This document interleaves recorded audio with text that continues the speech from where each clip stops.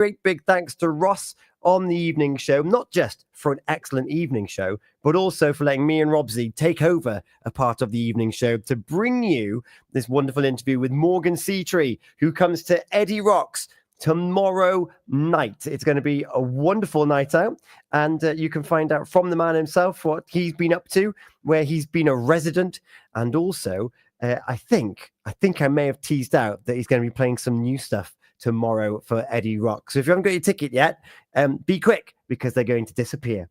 We're not disappearing though. Healthy Minds, Better Lives has just touched down, and I'm delighted to be joined by Hayley. Hello. Hello, how are you? Very well, thank you. We missed you last month. Oh, it was a bit of a disaster. Nothing went my way last month and I couldn't attend. I always feel awful when I can't attend.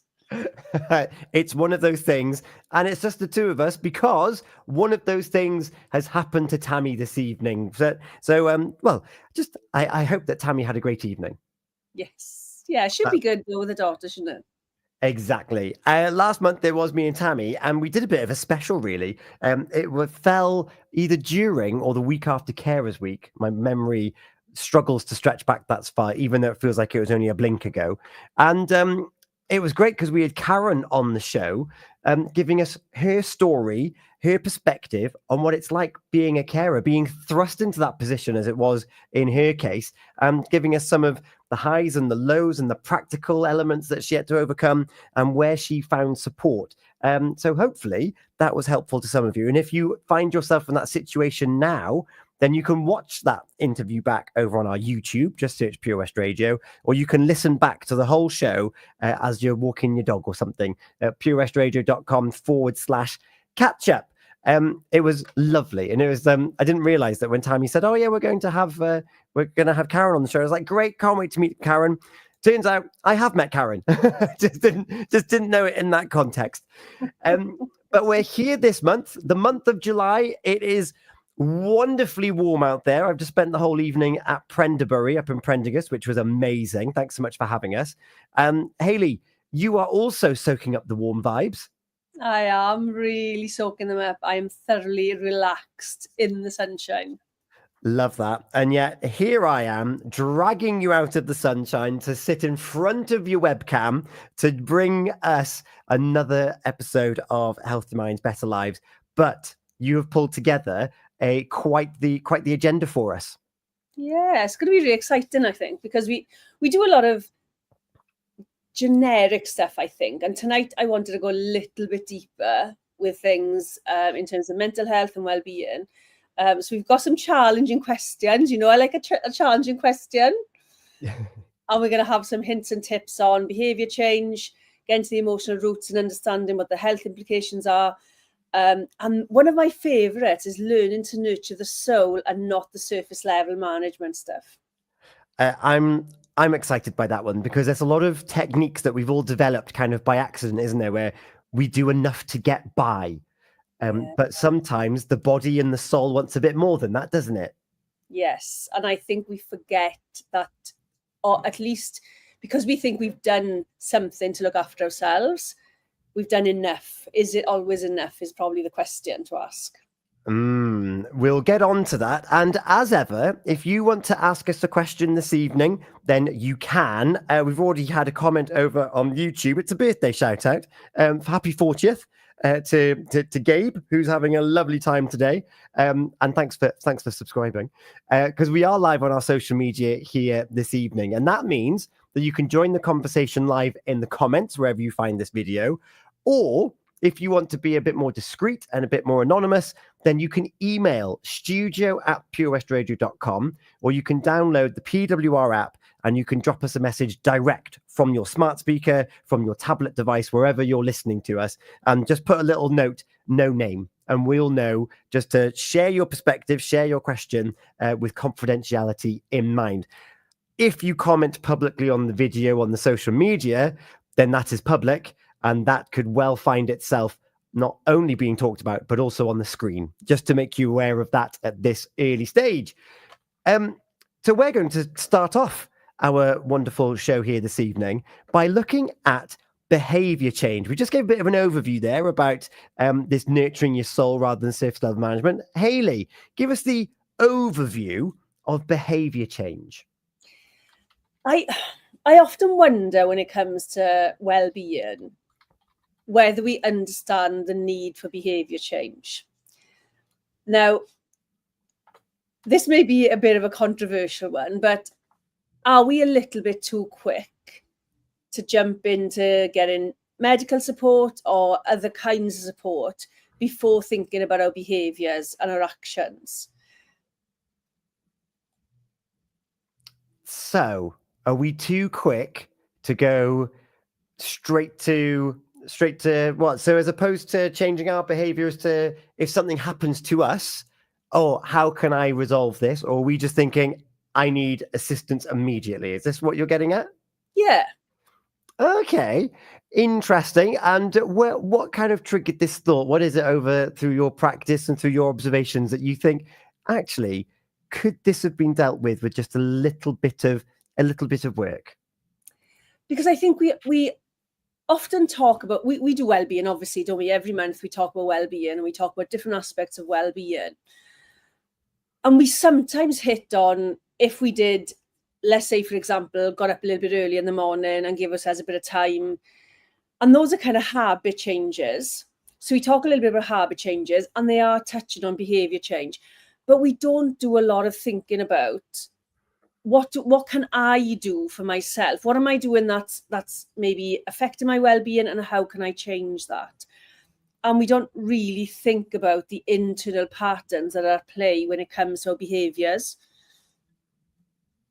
So this is more than just changing a habit, because one thing, like we've talked about the books that we read, a lot of the books that I read, and I think they're probably quite easy actually. They're easy fixes now I reflect on it. It's, oh, if you do this for so long, then you change your habit and therefore, ta-da, everything is better. But are you trying to get this on a bit of a deeper level? What kind of outcomes are you looking at with this? Well, I suppose you have to change your behaviors to change your habits, right? Mm-hmm.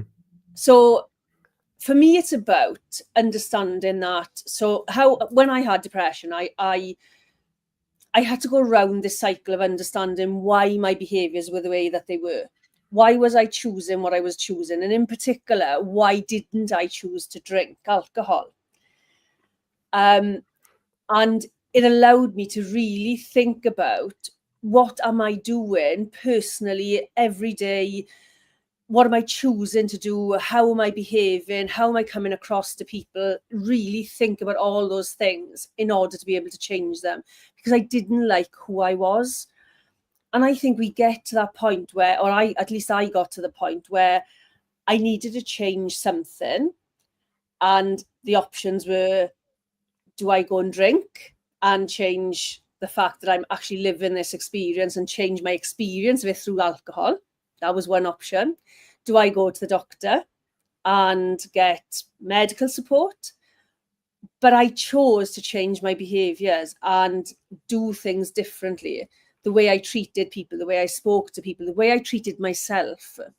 So there are layers and layers of different types of behaviors that we need to change, which then sometimes have a knock-on effect to habits and patterns and other things as well. Yeah, you give a great example there about your depression journey and the choices you make through there. It's a difficult one though, isn't it? Because depending on the type and level of depression, when there's that awareness with it, is that's when it becomes really challenging, because I feel this way, therefore I don't want to do that. So then there might be some form of lashing out, or I'm going to recede into the bedroom and not talk to anyone. But I'm conscious that I'm choosing not to talk to anyone. But then you get frustrated that you've made that choice, and now you're thinking, well, now I can't talk to anyone because it's been so long, and now no one wants to talk to me. And all of a sudden, that awareness becomes part of that spiral, and then it solidifies that type of behavior in certain circumstances. Absolutely. Well, it reinforces it, doesn't it? The more you do something, you see the cause and effect. So like you said there, I withdraw, therefore I don't want to speak to people, because the longer I'm not speaking to people, I don't want to speak to people. Then I start thinking, I'm believing that they don't want to speak to me. And it becomes a whole cycle and pattern. So this is what I'm talking about, patterns. And one of the things that we don't think about when it comes to, well, actually, I'll reverse that. I work with clients and I work with people who have been told that if a cup of tea is one thing, right? There's been a few people who have said to me that the most recent advice from like Childline and some other lines is to have a cup of tea. Go and sit down and chill out and breathe and have a cup of tea. Now, they are quite difficult to do when you have depression or anxiety, because you can't chill out. And this is part of the problem, isn't it? Because you can't do something. For example, I can't force myself to go and speak to people because I'm frightened of being rejected. But if you start to change those little behaviors, so whether it's texting a group of friends that you haven't maybe spoken to for a while, then you're making that little step, you've changed something. Doing that on a regular basis then becomes the habit or the pattern. Mm-hmm. But what we think we have to do is change all of our behaviors all in one go. So that last bit again, sorry. We think that we need to change all of them, did you say? Yes, we often think that I have to do it all. If I'm going to speak to people, I have to leave my house, I have to go and speak to people, I have to be in their company, when actually just one text is changing your behavior. Because whereas you've withdrawn, that one text to reach out to one person or the whole group of friends is changing your behavior. It's one step towards change. Yeah, there's two things there. The first thing is that that whole thing of this one text could change the trajectory of my behavior, but the courage and the effort it takes to get through to that first message is massive. And yet there could be such a wonderful sense of relief once it's done. And it's that one step leading on to my second point, which is you've now created some form of momentum into change as well, haven't you? Yeah, and it takes a little bit of, I suppose it's bravery, isn't it, or courage, whichever way you want to look at it. It's having the courage to do that thing and fear rejection at the same time. Because it's often the emotions and the thoughts behind the behaviours that stop us from doing them. So like you said, with not reaching out, by the time you've thought about reaching out again, you've already decided that they don't want to speak to you. So you are not going to reach out. Because what if they reject me? I'm not going to reach out. But in my eyes, in order to change like your behaviours or anything in life, I suppose, you have to know what the problem is. But my question to you is the problem the problem? Oh, so are we maybe using a problem as a mask to something else? I think we often see symptoms as the problem. Therefore, we are dealing with the symptoms, the top layer, and then we are not ever getting to the problem or the true problem.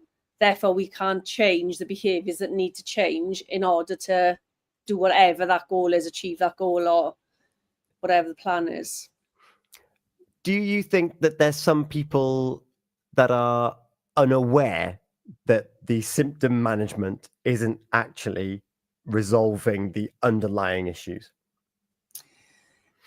I think when you get caught up in anxiety, depression, stress, overwhelm, it's very easy to see the symptom as the problem, because that's the thing that's affecting your life. So for example, let's go back to the example of not, withdrawing from your friends and family. The problem you think is that you are going to be rejected. That's a symptom of the problem. The problem is that you don't feel confident and comfortable being with people. So you are struggling with, they're going to reject me, when actually what we need to be looking at is become lower than that again is, why did I withdraw to begin with? Okay. So it's going back a few steps, identifying where that psyche came from. Yes. And Uh, when you start to unpick those kind of the actual problem, the underlying sort of things that are going on, then behavior change gets a little bit easier. Because now, I was talking to a client a couple of weeks ago, and we were talking about assumption versus facts. Now, how many times have you assumed something about somebody's opinion of you and lived by that, and you've reinforced it to yourself that that is the truth about the situation, when actually the facts do not support what you're saying? Speaking from experience, quite often, and that's isn't it like isn't it strange in a way that we just allow those assumptions to become something that is fact and read, and that's who my character is when that person's thinking of me. Therefore, you then almost embody it. You become that identity. Mm. All of a sudden now, you are quieter, you're withdrawn. You might start to socialize again, but you're still withdrawn because you have that assumption that those people think that way about you. And it's got nothing, I say in inverted commas, nothing to do with you. It's the opinion of others that you've helped put you in that box. Yeah, well, you've created that opinion. It's not necessarily so. There's truth versus That's reality a good point. as well. Yeah, that's true. They haven't even done it. Well, you don't know if they've done it. You've just assumed they've done it. Yeah. But this is the thing, right? This is the layers, isn't it, of behavior? Because, and I think it's something we don't do very well. We don't reflect well on the root cause of something. Like, it's okay to assume that people are thinking things about you, but if you're acting in that way, like you become aloof or you become withdrawn from people, or you change the whole course of your life because you've assumed something about other people or their opinion of you, and you've put yourself in that box, then your behaviors become exactly what you assume they are, or they're supposed to be. Gosh. And then that makes me think then about how we redefine who we are, and almost getting rid of the opinion of the circles around us. And it also, one step beyond that, um, without looking at why we think those opinions are being formed about us, modern day therapies don't really. I know that this isn't true for every therapy, but if you look at your popular ones at the moment, they're all about, just confront it and move on, is my very, very disrespectful opinion of some therapies that are available at the moment. But they don't go deep, do they, as to why we're forming these symptoms in the first place? No, and this is part of, we talk about behavior change, and I think people think about just the outward behaviors that we treat other people and things like that, but it's not. It's how we treat ourselves. We are right. We've got people being told, deal with this, speak to them, and you're done. The problem is solved, but actually you've just dealt with a symptom. The problem lies deeper, and your behaviors become what you thought the problem was. So now we have this thing of truth versus reality, right? Because you've decided on this assumption being true, and you've built a reality around it, when actually the reality is something completely different. There are some people who use that to their advantage, isn't there? And they make assumptions that I am the best at what I do, therefore I am. Yes. And that works for some. Not for everybody, but I would love to have a bit of that myself. I think that comes hand in hand with confidence, though, isn't it? That's as well. true. So having the confidence to be that bold about who you are. And we should all be able to be that bold about who we are. But we really struggle with how I would say the behavior change initially needs to start with how we treat ourselves. Mm. But we often And think about how we treat other people first. yes, we do. And I suppose a lot of where that comes from is environment, nurture, experience, they all play and they all stick around in our minds, and we use those experiences to mold what we think about next. And this kind of leads on to what we'll be talking about in just a moment, which is the emotional roots. They run deeper than we probably even realize, because I say blissfully, we have we've managed to get to today's point without having to really consider, why am I like that? Why do I act that way? Why do I behave this way in certain situations? It's because of these roots holding us back to there.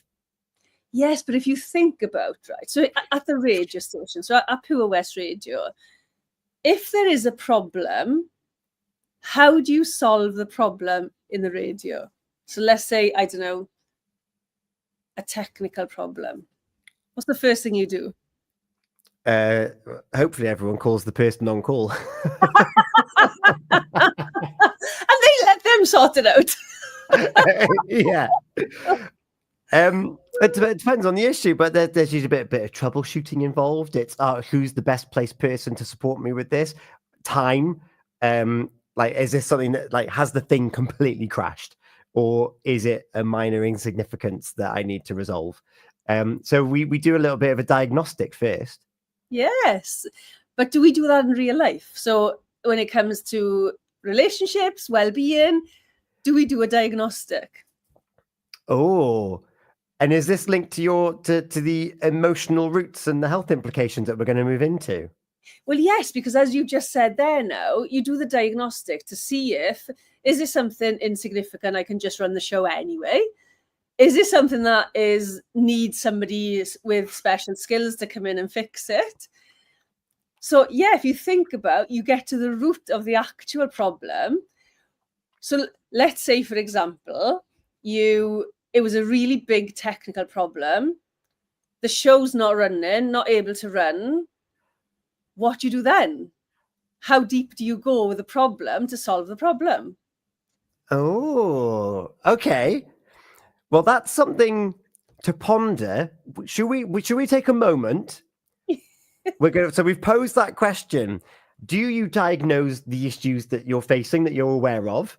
And if so, how deep do you go? How far do you go to realizing what that could be? And I suppose then we're going to go off in two different directions. What's the health implication of not diagnosing it and trying to find a solution? And if you do try and find a solution, where do you go to find that? Is that fair to say? Yes. Excellent. If you are listening to this and you're thinking, I resonate with that, I would love to know what you get up to. You can either WhatsApp us 01437 764455. You can drop us a message on the PWR app. You can email studio@purewestradio.com, or we'll be back on our social media after a very fitting track, actually, Olivia Dean and Nice to Each Other. That's a good one, isn't it? So don't go anywhere. We'll be right back. It's Healthy Minds, Better Lives, where next we're going to be looking at emotional roots and health implications. And we're still going to be looking at, which I'm looking forward to, nurturing our souls rather than surface level management. So if you've got any ideas, any thoughts, I would love to hear from you. We'll be back very shortly here on Pure West Radio. It's not long gone, 9:30.